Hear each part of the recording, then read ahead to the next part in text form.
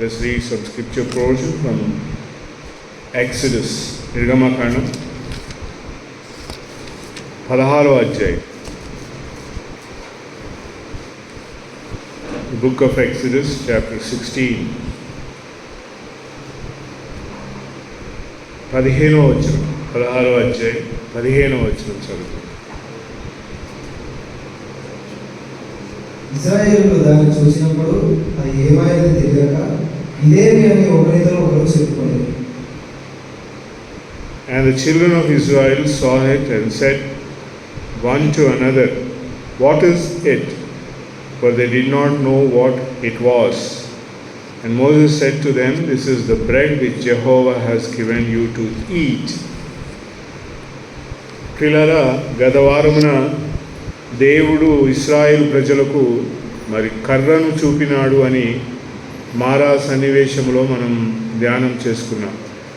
15వ అధ్యాయం నిర్గమకాండం 25వ వచనం. And he cried to Jehovah, and Jehovah showed him wood, and he cast it into the waters, and the waters became sweet. 16వ అధ్యాయంలో ఇశ్రాయేల్ ప్రజలు ఇక్కడ ఇది ఏమిటిది అని ఒకరినొకరు చూచి ప్రశ్న వేసుకొని చున్నగా మోషే ఏం చెప్తా ఉన్నాడు అంటే, "This is the bread which Jehovah has given you to eat."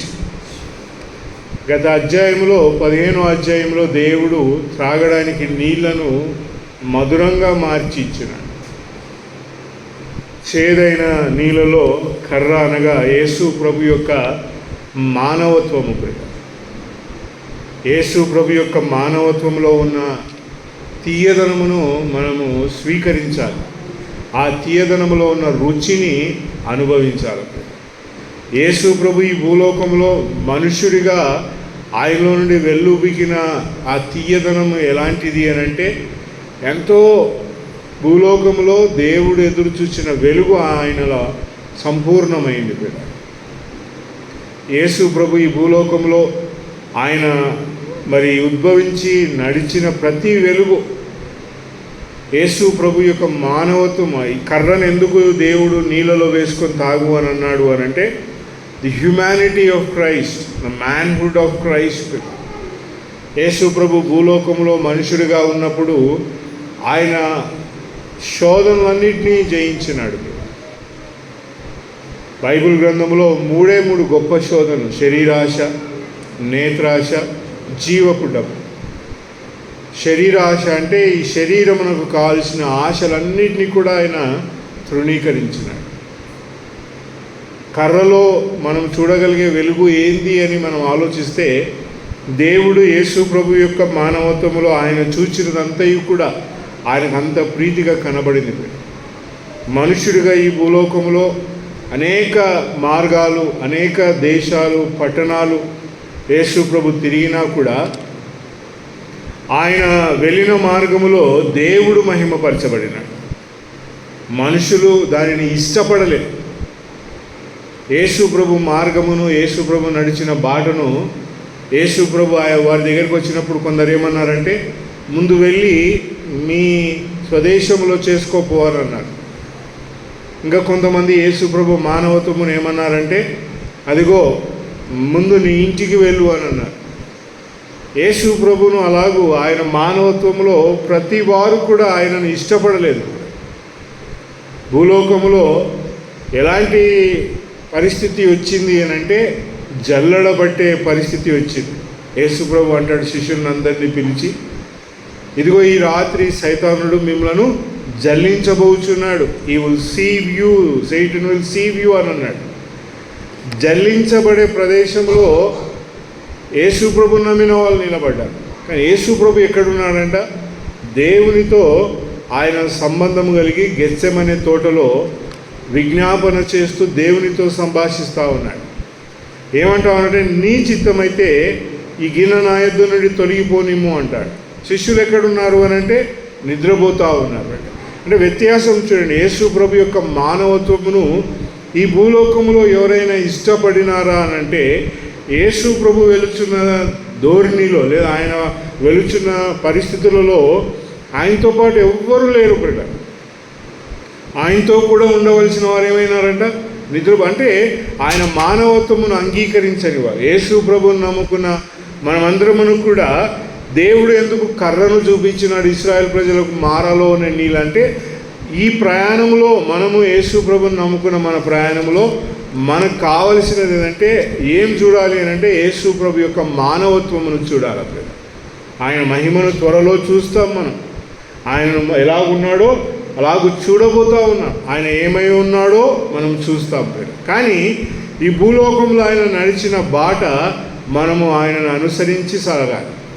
ఆయన నడిచిన మార్గం అంతటినీ కూడా మనము ప్రీతిగా ఎంచి సాగి వెళ్ళాలి. అప్పుడే మన ప్రయాణంలో తీయదనం కనబడుతుంది. యేసు ప్రభువును మనము కర్రలో ఉన్న ఆ వెలుగంతట్లో కూడా యేసు ప్రభు శిలువ మీదకి ఎక్కినాడు. ఎవరైనా ఉన్నారా అంటే ఆయన మానవత్వమును అంగీకరించిన వాడు ఎవడు కనబడలేదు అక్కడ. యేసు ప్రభు శిలువపై సంధించుతున్న సమయమున ఏమైందంట? ఆ ప్రదేశం అంతయు చీకటి కమ్మెను అని రాయబడింది. ఆయన ఎవరితో ఉన్నాడంట? దేవునికి ఆయనకున్న సంబంధం ఎప్పుడు. ఆయన ఎవరికి ప్రియుడిగా ఉండినాడంట? దేవునికి ప్రియుడిగా ఉండినాడు. అందుకే అన్నాడు, నా దేవా నా దేవా నన్నెందుకు చేయి నాడితీవి అని అన్నాడు. ఇదిగో వీళ్ళందరూ నన్ను విడిచినారు అని అనలేదు. యేసు ప్రభు మానవత్వమును ఎవ్వరు అంగీకరించలేదు. యేసు ప్రభుది కంప్లైంట్గా చెప్పలే, ఏం దేవా వీళ్ళందరూ నేను వీళ్ళని పంపించిన వీళ్ళందరి దగ్గరికి ఎవడు నన్ను ఇష్టపడతలేడు అని చెప్పలేదు యేసు ప్రభు. కానీ దేవునితో అడిగిన ప్రశ్న ఏంటంటే, నా దేవా నన్నెందుకు చేయి విడినాడు. ఆయన మానవత్వంలో యేసు ప్రభు వెళ్ళిన ప్రతి అడుగు ఎలాగుండింది అని అంటే దేవుని మహిమార్థమే ఆయన వెళ్ళినాడు. ఆయన వెళ్తున్న మార్గంలో అన్నారు, మరియా అన్నది, నువ్వు మార్తా అన్నది, ఇదిగో ప్రభువా నువ్వు ఇక్కడ ఉంటే మా సహోదరుడు చనిపోడు అంటే అవిశ్వాసపు మాటలు. ప్రియుల ఆయనను ప్రేమించిన వారు యూదా ఇస్కరియోతు అన్నాడు, ఇదిగో ఈ అత్తరు ఎందుకు ఇలాగూ కుమ్మరించబడాలా, ఇది అమ్మి పేదలకు మనం ఇవ్వచ్చు కదా అని యేసు ప్రభునకు రావాల్సిన ఘనతకు ఆటంకంగా నిలబడిన యేసు ప్రభు, ఇదిగో నేను మీ నిమిత్తమై అప్పగించబడి, ఇదిగో పరిచయులు పెద్దలు నన్నందరూ ఇలాగూ చేస్తారంటే పేతురు ఎవరి వశమై మాట్లాడతాడు? అపవాది వశమై ఏం మాట్లాడతాడే, ఇది నీకు సంభవించకూడదు అని అంటాడు. అంటే యేసు ప్రభు మనుషుడిగా ఈ భూలోకములో సంచారం చేసిన వెలుగులో ఎవరును కూడా ఆయన వెలుగును ఇష్టపడలేదు, అంగీకరించారు. ఆ వెలుగులో ఇప్పుడు దేవుడు ఏం చేస్తున్నాడంటే వారికి తీయదనమును, నీ ప్రయాణంలో నీకు వచ్చే శోధనలో నీకు వచ్చే కష్టాల్లో నువ్వు జయం పొందాలి అని అంటే కర్ర అయ్యున్న యేసు ప్రభు లేదా యేసు ప్రభు మానవత్వమును చూస్తే మనము అందులోనే జయం పొందగలము, అందులోనే మాధుర్యతను చూడగలం. నీకు కష్టం వచ్చిందా? యేసు ప్రభుకు కూడా వచ్చింది ఆ కష్టం. నీకు బాధ వచ్చిందా? యేసు ప్రభుకు కూడా వచ్చింది ఆ కష్టం. నీకు ఇదిగో ఇబ్బందులు వచ్చినాయి, ఆయన కూడా వచ్చింది. పిల్లలు అన్నిటినీ జయించినాడు ఆయన, అన్నిటినీ ఓడించినాడు ఆయన.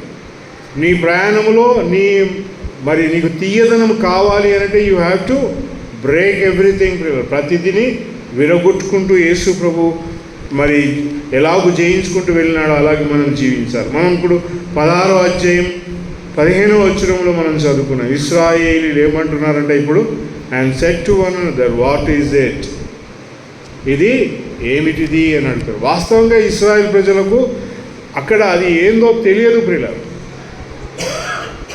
యేసు ప్రభు మానవత్వము మనుషునిగా అర్థమైనంతగా గొప్పగా ఎవరికి కూడా యేసు ప్రభు మహిమ అర్థం కాదు ప్రియులారా. అందుకే ఈనాడు క్రైస్తవ లోకంలోనికి వెళ్ళి చూస్తే ఇంకా యేసు ప్రభు మానవత్వమునే పొగుడుతారు.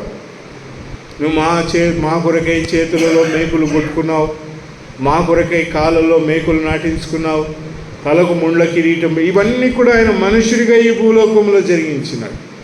ఇవన్నీ కూడా భూలోకంలో మనుషుడు ఆయనకు అనుగ్రహించిన ఘనత ప్రియులారా. అవమానంగా ఆయనను సన్మానించిన క్రైస్తవ ప్రపంచంలో ఈనాడు కూడా ఏం వెలుగుంది అని అంటే వాటినే మనం ఆస్వాదిస్తున్నాము, కానీ మహిమలో ఉన్న ప్రభువును మనం గమనించడం లేదు. మహిమలో ఉన్న యేసు క్రీస్తు ప్రభు యొక్క యోగ్యతను చూడ. అందుకే వీరేమంటా ఉన్నారంటే ఇక్కడ, and said to another what is it, and Moses said to them this is the bread which Jehovah has given you to eat అని అంటారు. ఇది యెహోవా ఇచ్చిన ఆహారం. దీని గురించి కీర్తనకారుడు కీర్తనలో ఏమంటాడంటే, పరలోకము నుండి వచ్చిన ఆహారం అంటాడు. The bread that has come out from heaven. పరలోకం నుండి దేవుడు ఆహారమునిచ్చేవాడు. యేసుక్రీస్తు ప్రభు యొక్క మహిమను మనము గుర్తెరగాల. ఇశ్రాయేలు ఒకరితోనొకరు చూసుకుంటా ఉన్నారు. If you don't know the glory of Jesus Christ, యేసుక్రీస్తు ప్రభు యొక్క మహిమను మనము కొత్త నిబంధనలో కొన్ని మరి ఛాయాచిత్రములను మనము దేవుడు మనకు కనపరిచిన వెలుగులో మనం చూస్తే ప్రియులారా, అపోస్తుల కార్యములో యేసుక్రీస్తు ప్రభు యొక్క మహిమను మనము చూస్తే 7వ అధ్యాయం,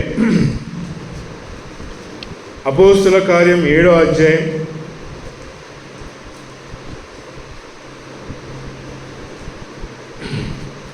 55, 56 వచనాలు చదివితే అక్కడ స్టెఫెను పరిశుద్ధాత్మతో నిండుకొనిన వాడై తన నేత్రములు పరలోకము వైపు ఉంచినాడు. Having fixed his eyes on heaven, he saw the glory of God and Jesus standing at the right hand of God.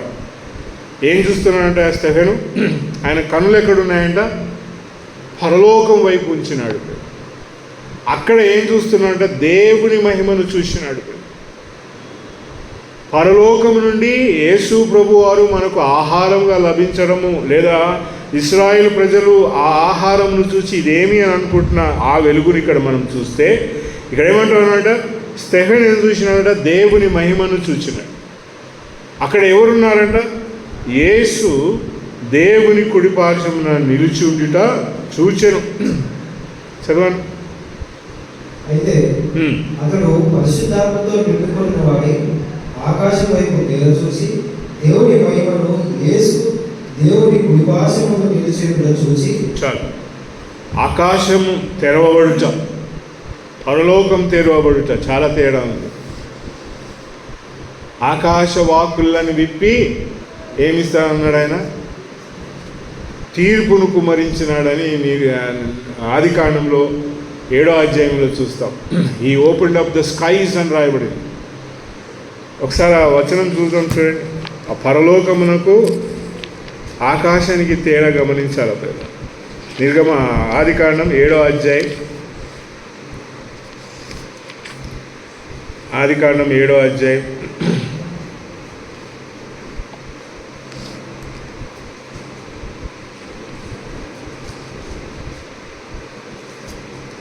11వ వచనం. On that same day, all the fountains of the great deep were broken up, and the windows of heaven were opened and right. And the pour of rain was on the earth 40 days and 40 nights. తెలుగులో చదవను 11వ వచనం. ఏడు దేవులైన తరువాత ఆ మహాజనముల భూమి మీదకి వచ్చెను. నోవహు వయసు యొక్క 600 సంవత్సరములు 2వ నెల 17వ దినమున మహాగాధ జలముల ఊటలన్నీ ఆ దిక్కునందే విడబడెను. ఆ దినమునందే విడబడెను. ఆకాశ తూములు విప్పబడెను. అని ఇంగ్లీష్లో అక్కడ కూడా ఏముందంటే heavens, the windows of heavens were opened up అని రాయడం. అంటే పరలోకం నుండి వచ్చేది ఎంత ఉన్నతమైన వెలుగులో ఉంటుందో అనే పదమును నేను చూపిస్తా ఉన్నాను. స్టెఫెన్ కూడా ఏం చూస్తా ఉన్నాడు? పరలోకము తెరవబడడం. పరలోకము తెరవబడి ఏం చూస్తున్నాడంటే యేసు ప్రభు మహిమను చూస్తూ ఉన్నాడు, వీక్షిస్తూ ఉన్నాడు. ఆయన కనులు ఎక్కడున్నాయంట? పరలోకం వైపు ఉన్నది. అందుకే పౌలు కూడా కొలసీ పత్రిక 3వ అధ్యాయంలో ఒక మాట అక్కడ ఆయన అంటాడు, కొలసీలోకి రాసిన పత్రిక, యేసు ప్రభు మహిమను మనము చూడాలా, వీక్షించాలి అని అంటే ఇశ్రాయేలు ఏమన్నారంటే ఒకరితోనొకరు ఇది ఏమిటిది అని అడిగినారు. కానీ యేసు ప్రభుని నమ్ముకున్న మనం చేయాల్సినది ఏంటంటే ఆ కొలసీ పత్రిక 3వ అధ్యాయం 1వ వచనంలో మీరు క్రీస్తుతో లేపబడిన వారైతే పైనున్న వాటిని వెతుకుడి, అక్కడ రెండు పదాలు గమనించాలి పిల్లలు. పౌలు అంటా ఉన్నాడు క్రీస్తు దేవుని కుడి పార్శ్వమున కూర్చొని ఉన్నాడు అంటావు. స్టెఫెన్ అంటా ఉన్నాడు యేసు ప్రభు దేవుని కుడి పార్శ్వమున నిలబడి ఉన్నాడు. ఈ రెండిటి వ్యత్యాసమును గమనించాలి. పరలోకంలో జరుగుతున్న సంఘటన ఎలాగుంది అంటే, యేసు ప్రభు మహిమ మనకు అర్థం కాకపోతే, యేసు ప్రభు మహిమను మనము వీక్షించకపోతే మన జీవితాల్లో ఏముంటుందంట?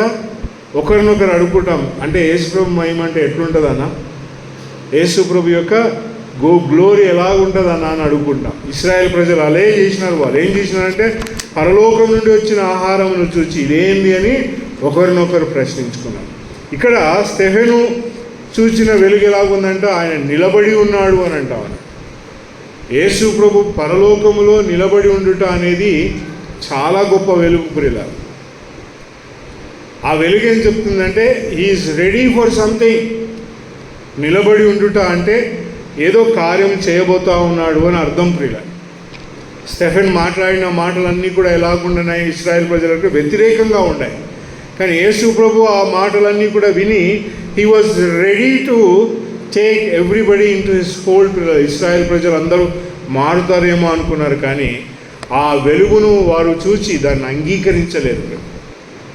స్టెఫెను చూసిన మహిమను, చాలామంది క్రీస్తు మహిమను అంగీకరించలేకపోతూ ఉన్నారు.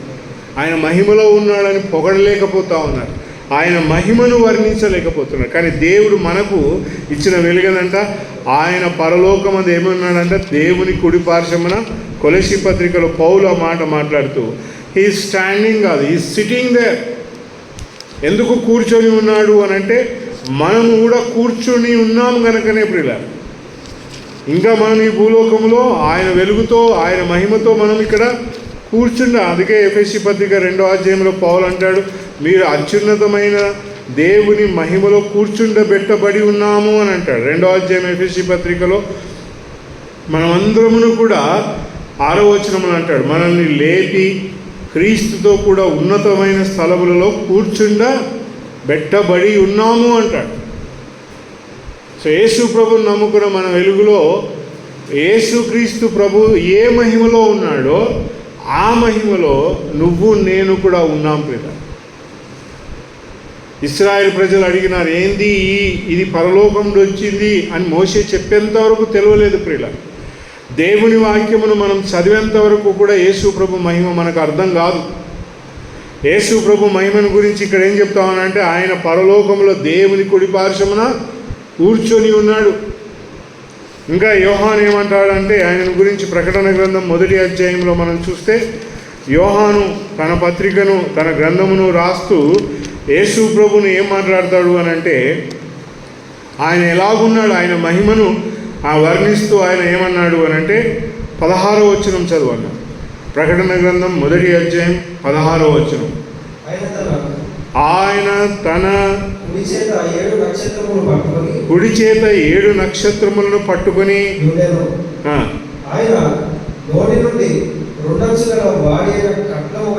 బయలుదేరుచు ఉండేది. ఇంకా ఆయన ముఖము ఏంటంట, మహా తేజస్సుతో ప్రకాశించుచూ ఉండేది. యేసు ప్రభు హస్తాలలో ఏముందంట, 7 నక్షత్రాలు ఉన్నాయని రాయబడింది. అది రాయబడింది, and having in his right hand 7 stars.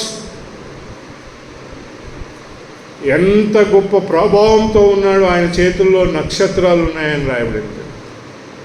ఇంకేమంటా ఉన్నాడంట, ఆయన నోట నుండి ఏమొస్తా ఉందంట, 2 అంచుల వాడి అయిన ఖడ్గము బయలుదేరుచున్నాడు. మూడోది ఏంటంటే, ఆయన ముఖ స్వరూపం ఎలాగుందంట, సూర్యుని కంటే ప్రకాశం, అంటే దానికంటే గొప్ప వెలుగు. అది ఎలాగుంటుంది చూడండి, 9వ అధ్యాయం అపోస్తల కార్యంలో సూర్యుని కంటే ప్రకాశించే వెలుగు మరి అపోస్తలుడైన యోహాను చూసినాడు. 9వ అధ్యాయంలో సౌలు కూడా ప్రయాణమైపోతూ ఉంటే 3వ వచనంలో అక్కడ రాయబడింది, అతడు ప్రయాణము చేయించు దమస్కు దగ్గరికి వచ్చినప్పుడు అకస్మాత్తుగా ఆకాశము నుండి ఒక వెలుగు అతని చుట్టూ ప్రకాశించెను. ఆ వెలుగుని ఇంకా ఎంత గొప్పగా మాట్లాడుతారంటే 22వ అధ్యాయం అపోస్తుల కార్యములో అపోస్తుల కార్యం 22వ అధ్యాయంలో 6వ వచనంలో మాట. అంటే ఇది యేసు ప్రభు మహిమను మనం అర్థం చేసుకోకపోతే వీ కెనాట్ మన ప్రయాణమును కొనసాగించడం. చదవండి 22వ అధ్యాయం 6వ వచనం. నేను ప్రయాణము చేయించు దమస్కు సమీపించినప్పుడు మధ్యాహ్న కాలమందు ఆకాశము నుండి గొప్ప వెలుగు అకస్మాత్తుగా and shone out of heaven a great light round about me అని అంటాడు. ఎంత గొప్ప వెలుగంట! మధ్య సమయమున అనగా మధ్యాహ్నము పూట ఎంతో భయంకరమైన వెలుగు. ఆ వెలుగులో ఏం కనబడిందంటే ఆయనకు the light far exceeding than what you see ప్రియ. యేసు ప్రభు మహిమ ఎలాంటిదంట? ఇశ్రాయేల్ ప్రజలు అనుకున్నారు ఇది ఏంది అని ఒకరితో ఒకరు అడుగుతారు. మనం ఎప్పుడు చూడలేదు కదా, we did not see all these things. వాళ్ళు చూసిందంతా ఏంటంట? నిర్గమాకాండంలో ఒక మాట చూడండి. ఇశ్రాయేల్ ప్రజలు చూచినది ఏంది, వారి జీవితం అంతట్లో వారు గమనించింది ఏంది అని అంటే 20వ అధ్యాయం 2వ వచనం చదవండి. నిర్గమాకాండం ఎక్సోడస్ 20 2వ వచనం సెకండ్ వర్డ్. నీ దేవుడైన యెహోవాను నేనే.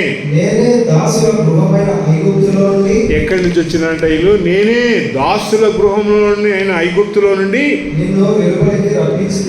I bought the out of the land of Egypt, out of the house of bondage. వాళ్ళ ఇల్లు ఎలాగుండిందంట? దాస్యపు ఇల్లు ప్రియుల. ఈ దాస్యపు ఇల్లు నుండి బయటకు వచ్చిన వాడు ఇప్పుడు ఏమంటా ఉన్నాడంట? ఇదేంది అంటే దేవుడు కర్రను చూపించినాడు. ఇది ఏందయ్యా అంటే ఆ కర్రను తీసుకొని పోయి నీళ్ళలో వేసి నీళ్ళు యొక్క మాధుర్యతను రుచి చూడండి అని అన్నాడు. యేసు ప్రభు మానవత్వమును అనుభవించి ఆయన మనుష్య రూపంలో జరిగించిన ప్రతి క్రియ నాకు ప్రీతికరంగా కనబడిన తర్వాత నేను ఇంకొక మెట్టు ఎక్కడికి వెళ్ళాలంట? పరలోకం నుండి వచ్చిన ఆహారము ప్రియ. యేసు ప్రభు మహిమను మరి పౌలు అన్నాడు, అదిగో నేను అందరినీ బందీ చేస్తాను, అందరినీ నాశనం చేసేస్తాను అన్నాడు. ఆయనకి ఏమర్థమైందంట? యేసు ప్రభు ఒక మనుషుడు, ఆయన దేవుడు ఎలాగవుతాడు, ఆయన ఎలాగో వీళ్ళు మాట్లాడుతూ ఉన్నారు, దేవుని ఆజ్ఞలో ఇలాగూ లేదు కదా అని సౌలు అందరినీ బందీ చేసి హతమార్చుటకు ప్రయాణమైపోతా ఉన్న ఆయనకు దేవుడు చూపించిన వెలుగేందంట? ఆయనకి యేసు ప్రభు మనుషుడని అర్థమైంది. యేసు ప్రభు ఇవన్నీ చేసినాడని సౌలుకు అర్థమైంది. కానీ ఆయన మహిమ ఆయనకు అర్థం కాలేదు కనుక మిట్ట మధ్యాహ్నం ఏం అర్థమైందంటే ఆయనకు ప్రకాశమానమైన వెలుగు ఆయనకు ప్రకాశించింది. ఆ వెలుగును చూచి ఆయన జీవితమే మారిపోయింది పిల్లలు. స్టెఫెను యేసు ప్రభు మహిమను చూచి ఏమైనాడంటే ఆయన జీవితం కూడా మారిపోయింది పిల్లలు. యేసు ప్రభు అదిగో ఆ పరలోకము తెరవబడుటయు, యేసు ప్రభు దేవుని కుడి పార్శ్వమున నిలబడి ఉండుటయు. అంటే స్టాండింగ్. మనం ఎప్పుడు నిలబడతాము? మన ఇంటికి ఎవరైనా వచ్చినారనుకో కూర్చొని ఉంటామా? పరిగెత్తుతాం, పోయి కమ్ కమ్ అని అంటాం. స్టెఫెన్ ఏం చూసినాడంటే పరలోకంలో ఇక యేసు ప్రభు ఎద్దకు నేను పోబోతున్నాను, ఆయన నన్ను స్వీకరించడానికి రెడీగా ఉన్నాడు అని ఆయన మహిమను చూచినాడు. ఇంకా స్టెఫెన్ ఏమన్నాడంటే ఆ మహిమను పొగుడుతూ ఉంటే లోకంలో ఉన్న ప్రజలకు ఏమనిపించిందంట? రాళ్ళు తీసుకొని కొట్టాలనిపించింది. యేసు ప్రభు మహిమను మనం అర్థం చేసుకుంటే ప్రియులారా, యేసు ప్రభు యొక్క కీర్తిని మనం గమనిస్తే ఈ లోకము నిన్ను మెచ్చుకోదు, ఈ లోకం నిన్ను ఇష్టపడదు. ఎందుకంటే పరలోక సంగతులు నువ్వు మాట్లాడితే భూలోకంలో ఉన్నవాడు ఏమంటాడంటే అన్న మనం ఇక్కడనే ఉండాలా, ఇక్కడనే సాగాలా, ఇక్కడనే మనం భుజించాలా, బట్టలు వేసుకోవాలా, మనం ప్రయాణం చేయాలా. పరలోకం ఎవడు చూసినాడన్నా? పరలోకమునకు ఎవడు పోయినాడంటే పరలోకం నుండి యేసు ప్రభు వచ్చినాడు, పరలోకం నుండి పరిశుద్ధాత్ముడు వచ్చినాడు. పరలోకపు వాతావరణం అంతట్లో భూమిలో మనం ఆనందిస్తూ ఉన్నాం ప్రియులారా. పరలోకం ఉన్నది అని చెప్పడానికి ఎంత సత్యమో నువ్వున్నావని చెప్పడానికి కూడా అంతే సత్యం. నేను లేను, నేను మనిషిని కానన్నప్పుడు పరలోకం కూడా లేదు. నేను ఈ భూలోకంలో నా జీవితమే లేదన్నప్పుడు పరలోకమే లేదు. నువ్వు ఉన్నావు కదా, నువ్వు ఇంటి ఎక్కడి నుంచి వచ్చినావు అని అంటే పరలోకం ఉంది కనుక ఆ పరలోకంలో ఉన్న మహిమను చూడాలి. అందుకే యేసు ప్రభు యోహాను సువార్త 14వ అధ్యాయంలో ఏమన్నాడు? మీ హృదయములను ఏమంట కలవరపడనీయుకుడి. ఏమంట? మీ హృదయములను కలవరపడనీయుకుడి, నేను వెళ్ళుట వలన మీకు ప్రయోజనం. ఏమంటే నా తండ్రి ఇంట్లో చదవన్నమాట, నా తండ్రి ఇంట్లో అనేక నివాసములు. మీ హృదయములను కలవరపడనీయకుడి, దేవుని యందు విశ్వాసం ఉంచుచున్నారు, దేవుని యొద్ద విశ్వాసం ఉంచుచున్నారు, నా యందును విశ్వాసం ఉంచుడి. నా తండ్రి ఇంట అనేక నివాసములు నా తండ్రి ఇంట అనేక నివాసములు ఉన్నాయి, లేని ఎడల మీకు చెప్పేదాను. మీకు స్థలము సిద్ధపరచుట వెలుచున్నాను, మీకు స్థలము సిద్ధపరచుటకై వెలుచున్నాను. చాలు. యేసు ప్రభు పరలోకపు మహిమను ఎందుకు చూడాలంటున్నాడంటే నీ స్థలం ఎక్కడుందో. యేసు ప్రభు పరలోకంలో ఆయన ఎందుకు వెళ్ళినాడంటే నీ కొరకు నా కొరకు ప్లేస్. ఈ భూలోకంలో కిరాయి కట్టుకోనికి డబ్బులు ఉండవు, ఈ లోకంలో ఉండడానికి ఇల్లు ఉండదు, వేసుకోవడానికి దుస్తులు ఉండవు, తినడానికి ఆహారం ఉండదు. కానీ యేసు ప్రభు పరలోకంలో ఏం చేస్తా ఉన్నాడంట, ఆయన నీ కొరకై ఉన్నతమైన ప్రదేశం ఏర్పాటు చేసి. అందుకే అంటున్నాడు, మీ హృదయములను కలవరపడని. I go and prepare a place. ఆ యేసు ప్రభు పరలోకంలో బాగున్నాడు అంటే భూలోకంలో ఆయన ఎట్లా ఉన్నాడంట, పేదవానిగా ఉన్నాడు. కొరింథీ పత్రికలో పౌలు అంటాడు, ఆయన ధనవంతుడై ఉండి ఆయన పేదవాడాయను అని రాయబడింది. He was rich in glory but he became poor అని రాయబడింది. పేదవాడాయను. యేసు ప్రభు దగ్గర ఏముండింది భూలోకంలో అంటే ఆయన అన్నాడు, మీ దగ్గర ఏమైనా ఉందా అంటే ఆయన దగ్గర ఆహారం కూడా లేదు. ఆయన దగ్గర తీసుకొచ్చిన వాళ్ళు కూడా ఏం తీసుకొచ్చినారు, బస్తాలు బస్తాలు మోసుకొచ్చినారా, లక్షలు కానుకలు వేసినారు ఆయన దగ్గరికి వచ్చి. పేతురు నువ్వు వెళ్ళి గాలమై ఒక నాణ్యం వస్తుంది అని అన్నాడు. ఆయనకి డబ్బులు ఇచ్చిన వాళ్ళు కూడా లేరు, ఇప్పుడు ఇలా ఆహారం పెట్టిన వాళ్ళు కూడా లేరు. ఎంత పేదవానిగా ఆయన ఈ భూలోకంలో జీవించారు. కానీ ఏం చెప్తానంట, అదిగో మీ హృదయములను కలవరపడకండి, మీరందరూ మిమ్మల్ని తృణీకరించిన. I go and prepare a place for you. ఎలాంటి ప్లేస్ అంటే అక్కడ ఆకలి ఉన్నది. చూడండి ప్రకటన గ్రంథంలో, పరలోకంలో నువ్వు నేను పరలోకంలో ఎందుకు దృష్టి ఉంచాలి, పరలోకంలో ఎందుకు మనం అక్కడికి చేరాలి, ఏం జరగబోతుంది ఆ పరలోకంలో అంటే దేవుడు మాట్లాడతాడు. ప్రియులారా, ప్రకటన గ్రంథం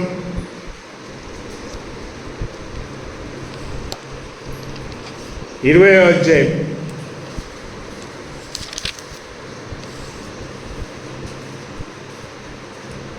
21వ అధ్యాయం 4వ వచనం. పరలోకంలో ఏం జరుగుతుంది అని అంటే 3వ వచనం చదవండి. 21వ అధ్యాయం 3వ వచనం. అప్పుడు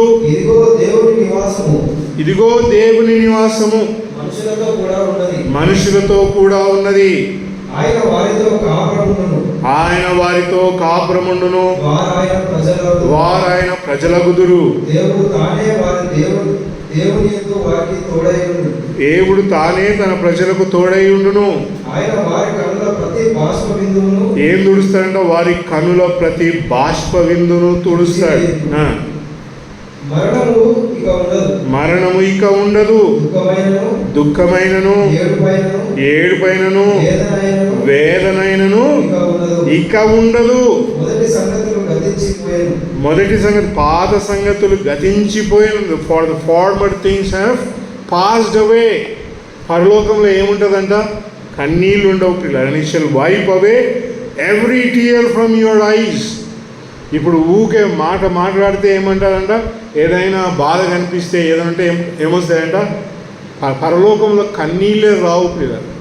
దేవుడు ఆ నీళ్ళనే తుడిచివేస్తాడు అని రాయబడింది. తుడిచివేయడం అంటే అర్థమేందో తెలుసా? బోర్డు మీద టీచర్ పాఠాలు రాస్తే తుడిచేస్తాడు. దేవుడు మన పాపములను ఏం చేసినాడంట, తుడిచేసినాడంటే ఆడంగా లేదు అని అర్థం. నువ్వు ఎంత వెతికినా ఎన్ని కెమికల్ వేసినా కనబడదు అని అర్థం. నీ పాపమును దేవుడు తుడిచేసిన. అలాగే ఇప్పుడు నువ్వు కారుస్తున్నావు కన్నీళ్ళు. ఎందుకు కారుస్తున్నావు అంటే యేసు ప్రభు కూడా ఈ భూలోకంలో కన్నీళ్లు కార్చినాడు. కానీ పరలోకంలో there is no more tears. నీ కళ్ళ నుండి ఏ బిందువు లేక. అందుకే యేసు ప్రభు అంటాడు, మీ కొరకు నేను ఒక ప్లేస్ని సిద్ధపరచబోతున్నా. అక్కడ ఏముంటుందంట, దెర్ ఈజ్ నో టీయర్స్. అక్కడ ఏడుపు ఉండదు, ఇంకేమంట మరణం ఉండదు ప్రియులారా. ఇంకా చచ్చిపోతామేమో, తినకురా సస్తావు, అరే పోకురా సస్తావు, వినకపోతే సస్తావు బిడ్డ, అక్కడ ఏముంటుందంట? There is no death at all. పరలోకంపై నీ దృష్టిని దేవుడు ఎందుకు ఉంచమంటున్నాడు అని అంటే, యేసు ప్రభు మహిమలో ఉన్నాడు, ఆయన యుగ యుగములు జీవించుచు ఉన్నాడు అని రాయబడి ప్రకటన గ్రంథం 1వ అధ్యాయం. ఇదిగో సజీవంగా ఉన్నాడు యేసు ప్రభు. కనుక మనము కూడా పరలోకంలో సజీవంగా ఉంటాం. సజీవంగా ఉండే ఆయన వెలుగులో మనం ఏం చేస్తామంట? అక్కడ ఇక మరణం ఉండదు, ఇంకేముండదు, దుఃఖం ఉండదు, నాట్ గ్రీఫ్ నార్ క్రై, ఏడుపు ఉండదు, not distress shall exist anymore. ఇక ఏమీ కూడా పరలోకంలో ఉండదు ప్రియులు.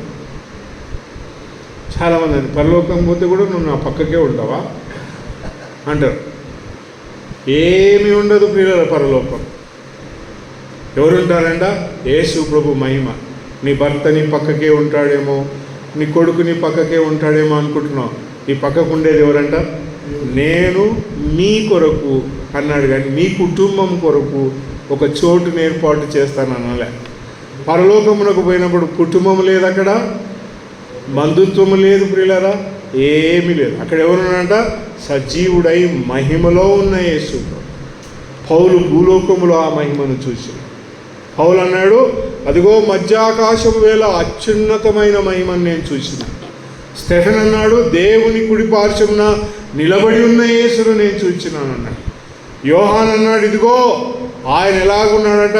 తన కుడి చేతిన 7 నక్షత్రములను పట్టుకొని, ఆయన నోట వాడి అయిన ఖడ్గమును, ఆయన ముఖం ఎలాగుందంట? మహాప్రకాశమైన సూర్యుడి కంటే పౌలు చూసిన వెలుగు అదే ప్రియ. యోహాను ఆయన ఆత్మవశుడై చూసినాడు. ఆదివారం నాడు నేను చూసేది ఏంటంట? యేసు ప్రభు మానవత్వముతో ఆరంభించి ఆయన మహిమను చూస్తాను ప్రియ. ఆదివారం నాడు ఇశ్రాయేలీలు ఏమన్నారంటే, వాళ్ళకి అర్థం కాక ఇదేంది అని ఒకరితోనొకడు చెప్పుకోండి. యేసు ప్రభు మహిమ అర్థం కావాలి ప్రియ. ఎంతమందికి అర్థమైంది యేసు ప్రభు మహిమను? పౌలు అనే ఒక వ్యక్తికి అర్థమైంది ప్రియ. అందుకే అన్ని పత్రికలు రాసినాడు ఆయన. యోహాను అని ఒక వ్యక్తికి అర్థమైంది, ఆయనకి ఆయన 3 పత్రికలు, ఒక సువార్త, ప్రకటన గ్రంథం రాసినాడు. మహిమ అర్థమైన వాడు ఎలాగుంటాడంటే, అందరికీ అర్థం కాదు మహిమ. 10 మందిలో నీకు దేవుని మహిమ అర్థమైందంటే, అర్థం కాలేదయ్యా నాకు అంటాడు. దానికి ఏం చేస్తాడంట? 1కి 2కే ప్రియ. ఆ వెలుగు అందరితో పంచడమే ప్రియ.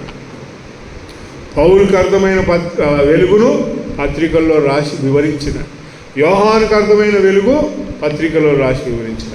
పేతురు ఇంకేమన్నాడంటే ఆ వెలుగును గురించి ఒకసారి చూద్దాం. పేతురు రాసిన పత్రికలో యేసు ప్రభు మహిమను వర్ణించిన పేతురు ఆయనతో భూలోకములో గొప్ప గొప్ప వాటిని, మరి గొప్ప గొప్ప సంగతులను అనుభవించినాడు. ఆయన గొప్ప గొప్ప వాటిని అంతటినీ కూడా భుజించినాడు.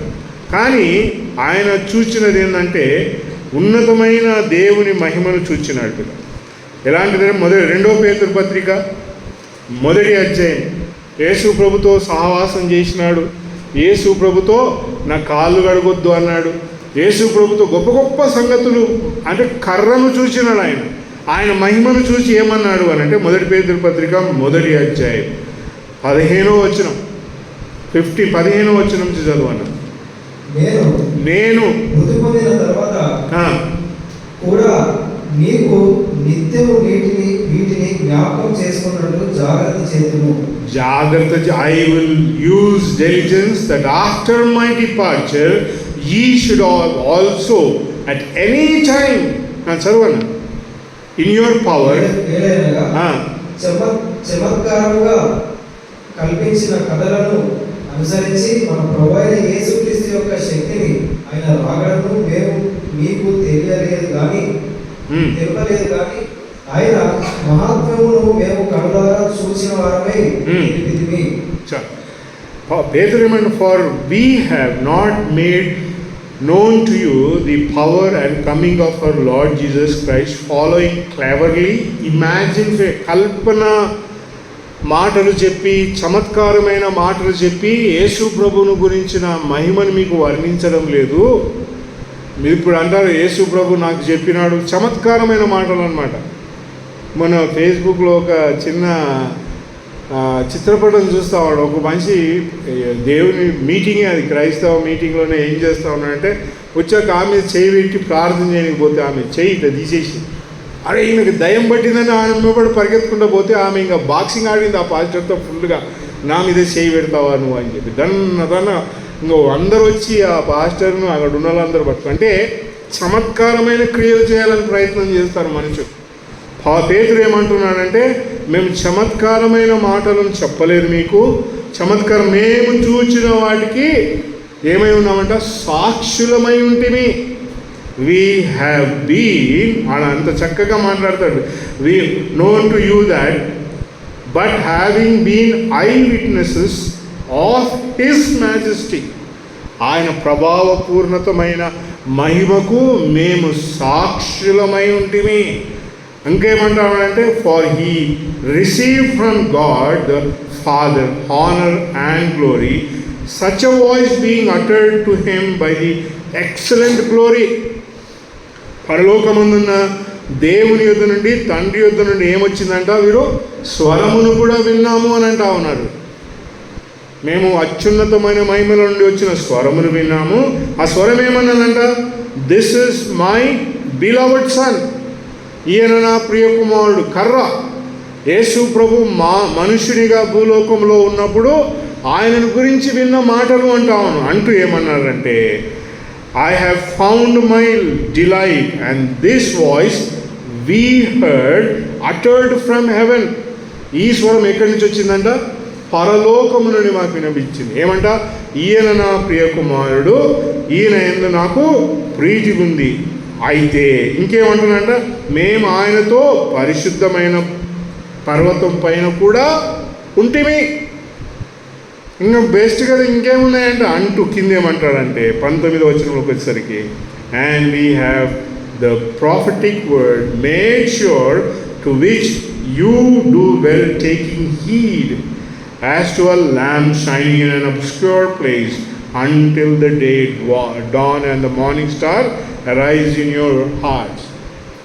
అన్నీ చూసినామయ్యా మేము, కానీ మీరు ఎక్కడ పెట్టమంటున్నాడంటే మీ మనసు తీసుకొచ్చి ఎక్కడ పెట్టా అంటున్నాడు, నీ ముంగట కనబడేది ఏదైనా చమత్కారంతో ఎన్ని క్రియలు చేసినా నీ ఫోకస్ ఎక్కడికి రావాలంట, వాక్యం మీదకి తీసుకొని రా అని చెప్పు. Bring your diligence, due diligence into scripture. ఏమి జరుగుతున్నా నీ జీవితంలో, ఏం జరిగిన వాక్యములో చూడు, నీ జీవితంలో ఏం సంబోధిస్తున్న వాక్యమును చూడు. ఎందుకంటే పరలోకములో యేసు ప్రభు ఎలాంటి మహిమలో ఉన్నాడో ఆ మహిమను నీ ఎదుటకు తీసుకొచ్చిన. పేతురు అంటా ఉన్నాడు, మేము అదిగో ఆయన మనిషి అవతారం ఎంతో గంభీరంగా చూసినాం, స్వరమును విన్నాం, పరిశుద్ధ పర్వతం మీద ఉన్నాం, అయితే ప్రవచనాత్మకమైన వాక్యము, స్థిరమైన వాక్యము మనకున్నది అంటాడు. దాని మీద చదువు, నా వచనం చదువు 19వ వచనంలో, మరియు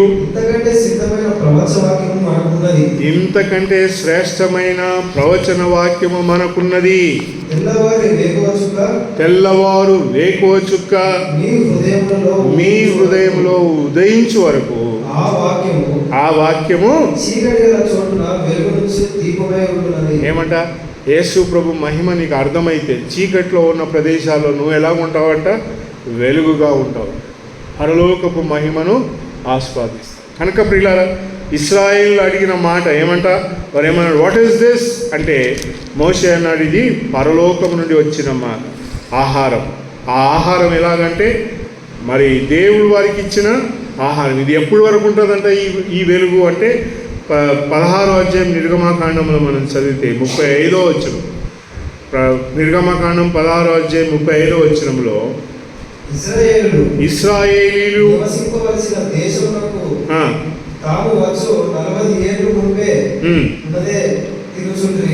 And the children of Israel ate the manna 40 years until they came into an inhabited land. They ate manna until they came to the borders of the land of Canaan. 2 పదాలు ఉన్నాయి. ఏమంట, వారు ఎప్పుడు దాకా ఈ భోజనమును భుజించినారంట, 40 సంవత్సరాలు. అందులో 2 భాగాలు. ఒకటి ఏమంటున్నాడంటే దేశంలోనికి వెళ్ళేంత వరకు తిన్నారు అని రాయడం.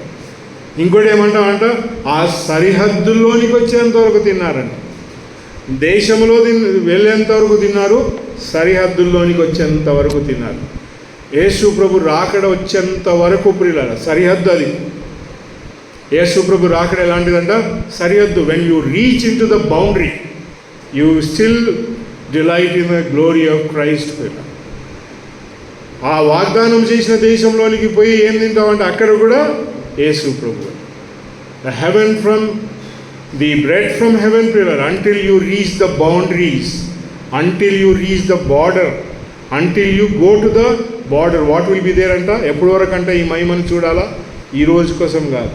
అంటిల్ యూ సీ క్రైస్ట్, ఆ సరిహద్దుల్లోనికి వచ్చేంత వరకు కూడా. ఎంత తినాలయ్యా యేసు ప్రభు మహిమ ఎంత ఉండాలంటే చివరిగా 36వ వచనంలో అంటాడు అక్కడ, 16వ అధ్యాయం 36వ వచనం. ఆ భోజనం ఎంత తినాలంటే ఒక్కొక్కడు నౌ అండ్ ఓమేర్ ఈజ్ ఓమేరు అనగా ఏ పాలో 10వ భాగం, ఏ పాలో 10వ భాగం. దశమ భాగం. Now and Omar is the 10th part of an ephah. ఒక్కొక్కడు ఎంత భుజించాలంట? ఓమేరు భుజించాలి. పసికందైనా ఓమేరు భుజించాల్సిందే, ముసలోడైనా కూడా ఓమేరు భుజించాల్సి. ఎప్పుడు దాకంట? సరిహద్దుల్లోనికి వచ్చేంత. 40 సంవత్సరాల నీ ప్రయాణం ఉంటే ఆ 40 సంవత్సరాల నీ ప్రయాణంలో భుజించాలి. ఎప్పటి వరకు అంటే వాగ్దానం చేయబడిన దేశంలోనికి వెళ్ళేంత వరకు కూడా యేసు ప్రభు మహిమను వీక్షించాలి. కర్ర అయిపోయింది, నీ జీవితం మాధుర్యంగా మారింది. ఇప్పుడు నీకు నాకు కావాల్సింది ఏంటంటే యు నీడ్ హెవెన్లీ లైట్. పరలోకపు వెలుగు ఎలాంటిదని అందుకుపోవాలన్నాడు. చివరిగా ఆ మాటలు చదువుకొని కొలస్సీ పత్రిక 3వ అధ్యాయంలో ఆ మాటలు, ఇదిగో మీరు క్రీస్తుతో కూడా మొదటి 3 వచనాలు చదవాలి. కొలస్సీ పత్రిక 3వ అధ్యాయం మొదటి 3 వచనాలు చదువు. మీరు క్రీస్తుతో కూడా లేపబడిన వారైతే పైనున్న వాటినే వెతుకుడి. అక్కడ క్రీస్తు దేవుని కుడిపార్శ్వమున కూర్చొని ఉన్నాడు. పైనున్న వాటి మీదనే గాని భూ సంబంధమైన వాటి మీద మనసు పెట్టకుడి. ఏలయనగా మీరు మృతి పొందితిరి, మీ జీవము క్రీస్తుతో కూడా దేవుని యందు దాచబడింది. ఇదిగో భూలోకంలో వెతకండి, ఇంకా నన్ను భూలోక సంగతుల్లో నన్ను చూడకండి. యేసు ప్రభును భూలోకంలో ఏమైనా కనబడతాడేమో చూడవద్దు. మీ జీవము దేవునితో దాచబడి ఉన్నది కనుక మీరు ఎక్కడికి పోవాలంట? పరలోక సంగతుల మీద మనసు పెట్టండి. భూలోకములో ఉన్న వాటిపైన చూడొద్దు. నేను భూలోకం మంచిది కాను, ఇంకా ఇప్పుడు నేను జన్మించినాను, నేను కార్యములు చేసినాను, మృతి నొంది తిని ఇప్పుడు సజీవుడై ఉన్నాను. ఎప్పటి వరకు అంటే యుగ యుగముల వరకు సజీవుడిగా ఉన్నాను. ఎక్కడున్నాను? పరలోకంలో ఉన్నాను. కానీ ప్రియులారా, యేసు క్రీస్తు నమ్మిన మనం భూలోకంలో వెతకవద్దు. యేసు ప్రభు భూలోకంలో చేసిన కార్యాల మీద మనసు కాదు, పరలోకంలో ఉన్న ఆయన మహిమను చూస్తూ మనం ముందుకు సాగాలి. పరలోకంలో మనం ఆయన మహిమను చూడాలంటే భూలోకంలో మనము ఆ మాధుర్యత, కర్రలో ఉన్న మాధుర్యతను రుచి చూడాలి.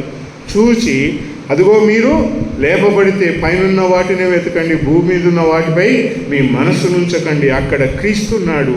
అదిగో మీ జీవము దేవునితో కూడా దాచపెట్టబడినది కనుక మీరు ఏమంట పరలోక సంబంధమైన వారిగా నడవండి అని మాట్లాడారు. కనుక ప్రియులారా, పరలోకం నుండి వచ్చిన ఆహారం ఇశ్రాయేల్ ప్రజలకు లభించింది. ఆ ఆహారం పేరు వారు పెట్టింది ఏంటంట?